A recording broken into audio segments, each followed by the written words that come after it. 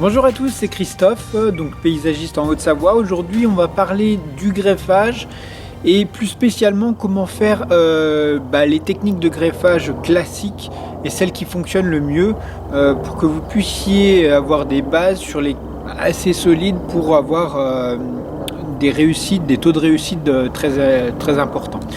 Alors là, je prends des branches comme ça. J'ai élagué ce matin, donc du tilleul.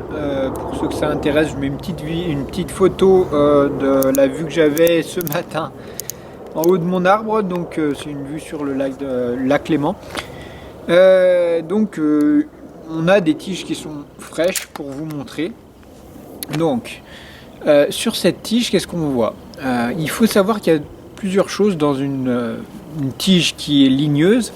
Donc la partie centrale, qui est la partie dure, qui est le bois. On va parler avec des mots que vous allez comprendre.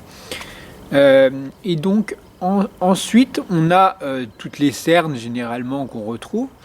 Et la partie juste avant l'écorce, cette partie, elle s'appelle le cambium. Alors on peut la discerner, on voit que c'est un petit peu vert, plutôt vert, sur cette partie-là. Et donc c'est intéressant, pourquoi? Parce que en greffage, c'est ces cambiums qu'il va falloir mettre l'un en face de l'autre pour que la reprise soit bonne.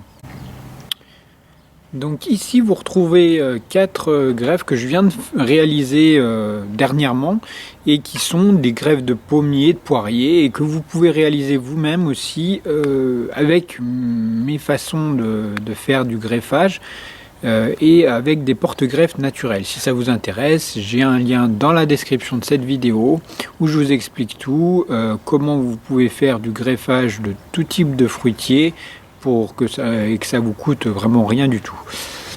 Donc revenons-en à nos moutons.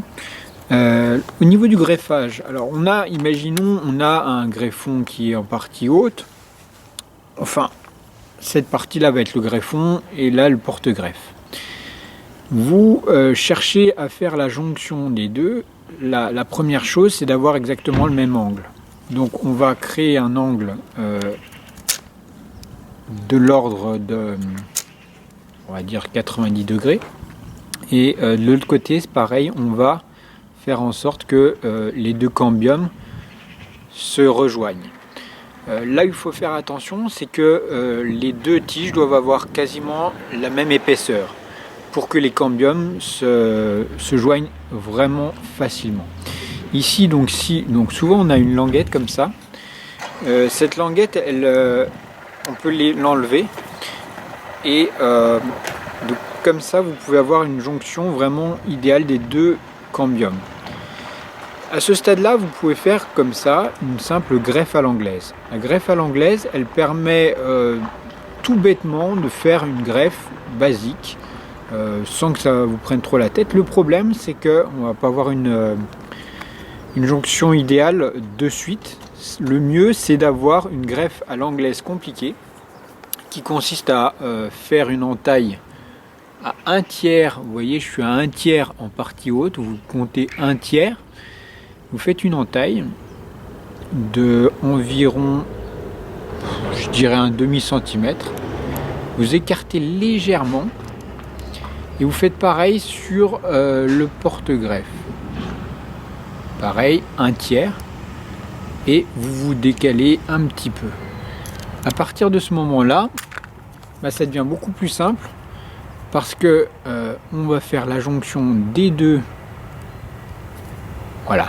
Donc on fait la jonction des deux parties et quand la jonction est faite, généralement ça tient.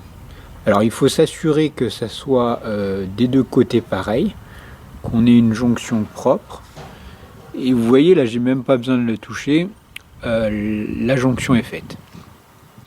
Donc il faut qu'il y ait bord à bord, les écorces soient au même niveau et que bien sûr la partie verte qu'on a vue avant soit en contact direct. Là pour moi elle n'est pas parfaite. Pourquoi? Parce que cette partie là elle est visible alors que normalement, là vous voyez, là on voit le cambium, alors que normalement cette partie-là doit être longiligne avec le greffon.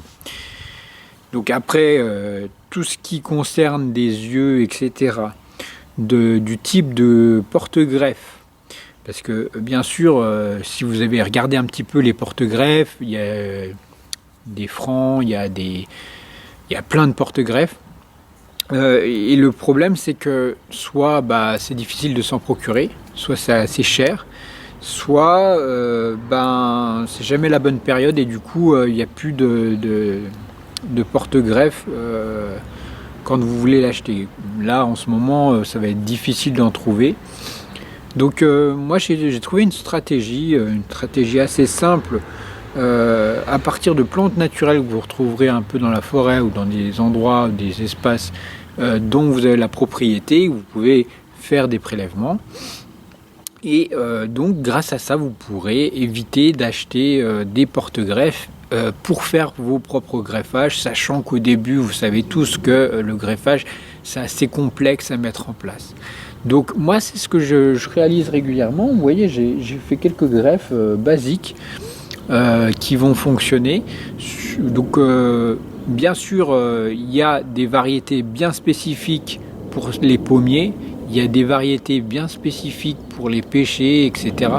Et moi je vous invite à rejoindre tout ça un peu plus en détail sur le greffage.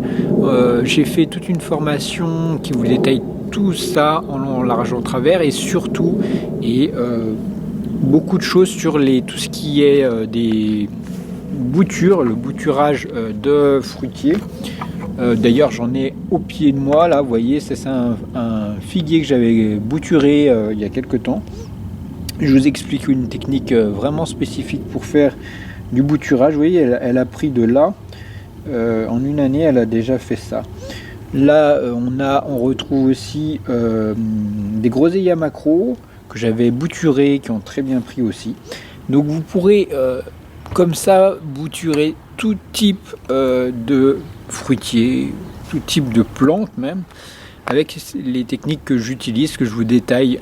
Il y a plusieurs techniques bien sûr, cas spécifiques sur des bois un peu plus durs, des bois un peu plus tendres, des plantes un peu spécifiques comme les kiwis, les cas aussi les figuiers en détail. Et voilà, en somme vous retrouverez un peu de tout pour pouvoir multiplier vos végétaux à partir de chez vous. Alors bien sûr la date c'est en ce moment, février, mars, avril. Après c'est trop tard, dès que ça a commencé à débourrer, les bourgeons sont sortis, vous ne pourrez plus avoir un bon taux de réussite au niveau du greffage et au niveau du bouturage si la sève est déjà bien montée. C'est trop tard parce que la plante sera beaucoup plus épuisée et donc vous n'aurez pas de bon taux de réussite, on va dire. Moi j'ai pour objectif d'avoir en greffage une plante sur deux qui reprennent et en bouturage environ 80% de taux de réussite. Donc si ça vous intéresse, n'hésitez pas, j'ai fait toute une formation pour ça, vous la retrouverez en dessous et je vous dis à la semaine prochaine.